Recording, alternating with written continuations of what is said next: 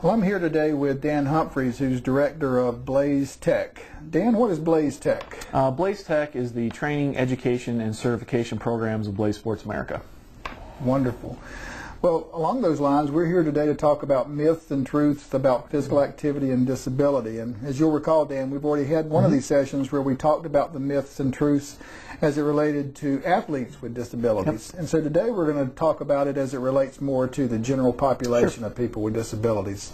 So the first myth, people with disabilities lack stamina. Of course, that is a myth. It's not true. Stamina is a byproduct of a sedentary lifestyle. So people with or without disabilities need to maintain active lifestyles. And the more active you are, the more stamina you're going to have. And it's important for people with all types of disabilities. Even those with severe disabilities with limited upper body function still need to be active and still need to increase their stamina through movement, through exercise, through resistance training. No matter how little function they may have, they still need to utilize that function and increase their stamina and improve their lifestyle. Excellent. Well, sort of related to that, if people with disabilities engage in physical activity, myth number 2 says that they injure easily. Is that true? Not universally. There are some people that have disabilities that predispose them to injure more easily, but a good training program, regardless of disability, is going to decrease their ability to be injured. They're going to be less prone to injury. The more active they are, they're going to increase their muscle tone. They're going to be more fit, more active, and just like with a person without a disability, their incidence of injury will decrease. And of course, there are certain precautions people must take that may be particular to their certain disability, and this is with anyone. They just need to consult their doctor, find out what those issues are, and make sure that they incorporate the right activities into their regimen. We hear a lot of people say that, well, I can't exercise because I don't have anywhere to exercise. So myth number 3 says individuals with disabilities are unable to exercise or participate in physical activity programs at a typical fitness facility, pool, or outdoor athletic venue. What would you say about that? Well, that's in some cases that will be true, but in most cases it's not, because the ADA has mandated specific requirements for recreational facilities, and they do need to be made accessible, and certain adaptations need to be made at those facilities for people with physical disabilities.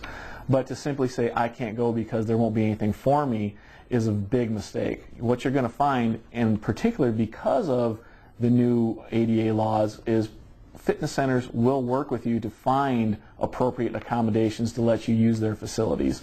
And possibly they don't have accommodations right now or accessibility set up, but the mere fact that you're going there saying that you want to utilize their facility is going to put them in the process of getting those accessibilities instituted in their facility. Well, myth number 4. Individuals with a disability are unable to swim or participate in aquatic sports. What is that all about? I've seen people with disabilities swimming all over the place. And water is a great equalizer. There's actually a saying out there that in the water we are all equal. And we could talk a long bit about the different opportunities that are out there in the water, and we have talked previously about different opportunities that are out there for athletes. But I think the best way to possibly sum it up is that people with disabilities can scuba dive. There's actually been a company that's designed scuba apparatus for people who are on ventilators to scuba dive. So when you think of that far end of the continuum, everything else in between is available, whether it's just getting in the water for therapy, for movement, to feel free, to feel that weightlessness, or to get in there to play, or to just get out, get some sun, and be near the water. It's available for people with disabilities. And everyone, regardless of disability, can take advantage of that. And the one thing that many people with disabilities, especially people with spinal cord injury, may need to be wary of is just overexposure to sunlight. Excellent. Well, myth number 5. Individuals with a disability require assistance to participate in sport or physical activity programs. Well, to that I would say that show me any person that doesn't require some sort of assistance, whether it's on the training end, the education end, the equipment end. Everyone needs some sort of assistance to participate in sport, whether it's being coached, whether it's being educated on the proper equipment, whether it's training techniques, everyone needs some sort of assistance, and people with disabilities are no different. In fact, people with disabilities might require a little bit more in terms of education because it's not widely known what's out there for everyone. Again, I'll get back to an example of a person with a more severe disability, someone with a spinal cord injury at C1, C2, who has a complete injury, they're on a ventilator, they're in a power chair. All they can really do is move their head and neck, and they use a sip and puff wheelchair. There's actually equipment out there to help them bowl, where it's a ramp that attaches to their wheelchair, and they're in complete control of the bowling process. They only need someone to put the ball on the ramp, and that equipment's actually approved by the American Bowling Congress for league play. Very interesting. Well, myth number 6. Individuals with a disability cannot compete or participate with individuals without a disability. Many examples of how that is not an accurate statement. You know, from just a daily activity standpoint, even if you are an everyday wheelchair user, you can get out and you can roll next to someone that's walking. If you're a little bit more active, you could push a racing chair next to someone who's running. Someone who loves tennis could get out and play tennis with someone without a disability. They could hit a ball back and forth. There's a lot of different things you can do alongside people without disabilities. You could go down to your local Y, sign up for an aerobics class and adapt the activities to what you're capable of doing. You could sign up for a Tai Chi class, take advantage of that process. Just a number of examples of what you can do. And I would say for people who think that they can't do that, open your mind up. Instead of telling yourself, this is why I can't do it, ask yourself, why not?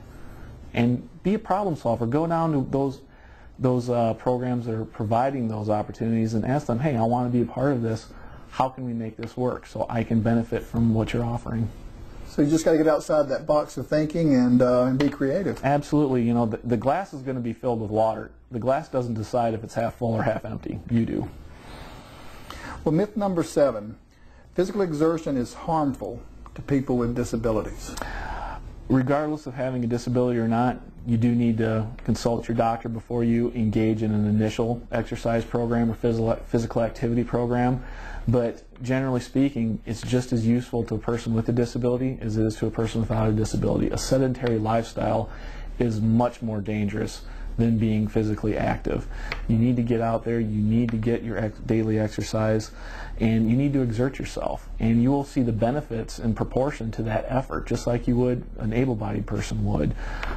Just because you have a disability doesn't mean that you can't be out there being active. And I go back to our example, someone with a more severe disability, even if you have limited upper body movement, you still need to move those limbs, because the less you use them, the less functioning you're going to have. I've worked with people that are injured in the C4-5 area, and I've played pool with them. And just holding a cue stick, moving the cue stick around is enough to make them sweat and really exhaust them in just 2 or 3 minutes.